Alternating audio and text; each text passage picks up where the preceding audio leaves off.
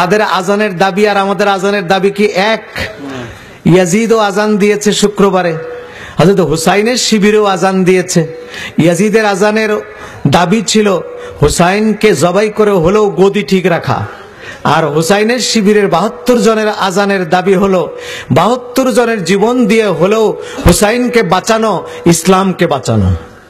এখন দুই আজান কি এক? এই দুই আজানের সিলসিলা আজও পর্যন্ত জারি আছে। এই যে আমরা বলি কেন, সবাই বলে মুসলমান মুসলমান, ছোটখাটো মত পার্থক্য সব বিভেদ তুলে দিয়ে আমাদের এক হওয়া উচিত। কিন্তু ছোটখাটো মত পার্থক্য বলে কোনটা বোঝাচ্ছে? রাসূলুল্লাহ সাল্লাল্লাহু আলাইহি ওয়াসাল্লামের এত মর্যাদা যতটা আমরা বলি, এইটুক কি ছোটখাটো মত পার্থক্য? এটা না, এটা ছোটখাটো মত পার্থক্য হতে পারে না। রাসূলুল্লাহর নাম, রাসূলুল্লাহর ধ্যান, রাসূলুল্লাহর ধারণা নামাজের মধ্যে আসলে তা গাধা, গরু, অন্যান্য প্রাণী, জীব জানোয়ার তাদের স্মরণ করার চাইতে আরো খারাপ। এইটুক কি, এটা কি ছোটখাটো ধারণা? না। রাসূলুল্লাহ সাল্লাল্লাহু আলাইহি ওয়াসাল্লাম সলিমউদ্দিন, কলিমউদ্দিন, জহিরউদ্দিন, দবিরউদ্দিনের মতো একজন সাধারণ মানুষ, এই ধারণাটা কি ছোটখাটো ধারণা? রাসূলুল্লাহ সাল্লাল্লাহু আলাইহি সাল্লামকে সবাই মিলে একসঙ্গে দরুদ পড়লে এটা একটা বেদাত। রাসূলুল্লাহ রওজা শরীফের উদ্দেশ্যে জিয়ারত করার জন্য বের হওয়া শিরক, এইগুলা কি ছোটখাটো ধারণা? না না। আজকে ইহুদি নাসারারা তারা তাদের দেশে মাদ্রাসা বানাইয়া ওই সব মাদ্রাসায় অনেক কোটি কোটি ডলার দিয়ে শিক্ষক কিনে, এই মিশর থেকে শিক্ষক কিনে তাদের দিয়ে আলেম বানাইয়া ওই সমস্ত আলেমদেরকে মিডল ইস্টের বিভিন্ন স্পর্শকাতর জায়গায় সেট করে দিয়েছে। তারা শুধু একটি ফতোয়া দিবে, নামাজ রোজার ফতোয়া নয়, একটাই ফতোয়া তারা দিবে, সেটা হলো রাসূলুল্লাহ সাল্লাল্লাহু আলাইহি সাল্লামের সম্মান কি করে ছোট করা যায়, ওই ফতোয়াগুলো তারা দিবে। এই টার্গেটের শিকার সর্বপ্রথম হয়েছে মক্কা, মদিনা এবং সৌদি আরব।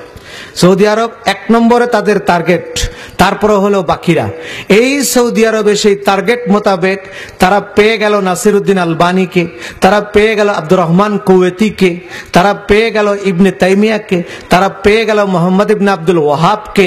তাদের মাথায় তারা ঢুকিয়ে দিল যে রাসূলুল্লাহ সাল্লাল্লাহু আলাইহি সাল্লাম, নাসিরউদ্দিন আলবানী তার কিতাব তাহজিরুস সাজেদের মধ্যে লিখেছে, তার আরেকটা কিতাব আহকামুল জানায়েজ ওয়া বিদউহা, তার আরেকটা কিতাব হুজ্জাতুন নবী সাল্লাল্লাহু আলাইহি সাল্লাম। নামগুলা কি সুন্দর কিতাবের! তাহজিরুস সাজেদ মানে সেজদা করা থেকে সাবধান, আরেকটা লিখছে আহকামুল জানায়েজ ওয়া বিদউহা, জানাজা নামাজের হুকুম এবং এর ভিতরে বেদাত কি। আরেকটা কিতাব লিখেছে হুজ্জাতুন নবী, নবীর হুজ্জত দলিল কি। এই কিতাবগুলোর মধ্যে দুটো বিষয় পাওয়া গেছে। একটা বিষয় লিখেছে নাসিরউদ্দিন আলবানী, যে রাসূলুল্লাহর, ওরা বলে কবর, নাসিরউদ্দিন আলবানী লিখেছে কবর, রাসূলুল্লাহর কবরটাকে মসজিদে নববী থেকে তুলে বাইরে কোথাও দিলে ভালো হতো, তাইলে দুনিয়ার মানুষগুলি শিরক করার থেকে বাঁচত। আরেকটা কথা লিখেছে রাসূলুল্লাহর সবুজ গম্বুজ নিয়ে দুনিয়ার বহু কবি কাল্পনিকভাবে অনেক কিছু লিখেছে, অনেক মানুষ ওই সবুজ গম্বুজকে ভালোবেসে আগায় আসে, এটা একটা শিরক, সবুজ গম্বুজটাকে ভেঙে ছাদ পিটাইয়ে দিলে ভালো হতো। এই দুটা প্রস্তাব তারা সৌদি গভর্নমেন্টের কাছে রেখেছে। বাদশাহ ফাইসাল এই লোকটাকে, আব্দুর রহমানকে কুয়েতে নির্বাসনে দিয়েছে, নাসিরউদ্দিন আলবানীকে সৌদি আরবের নজদ থেকে বহিষ্কার করেছে। এই শয়তানের বাড়িও নজদ।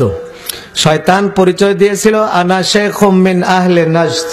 মুহাম্মদ রাসূলুল্লাহ সাল্লাল্লাহু আলাইহি সাল্লামকে শহীদ করার জন্য যে পরিকল্পনাটা আবু জেহেল নিয়েছিল, আবু জেহেল তো প্রথমে রাসূলুল্লাহকে সাধারণভাবে নিষেধ করেছে। প্রথম বলেছে যে দেখো, কাবা ঘরের অর্ধেক তোমাকে দেই, অর্ধেক আমি রাখি, অর্ধেকের মধ্যে তুমি যা পারো করো, আমি অর্ধেক নিয়ে মাতবরি করি, তবুও তুমি তোমার ওই ধর্মটা প্রচার করিও না।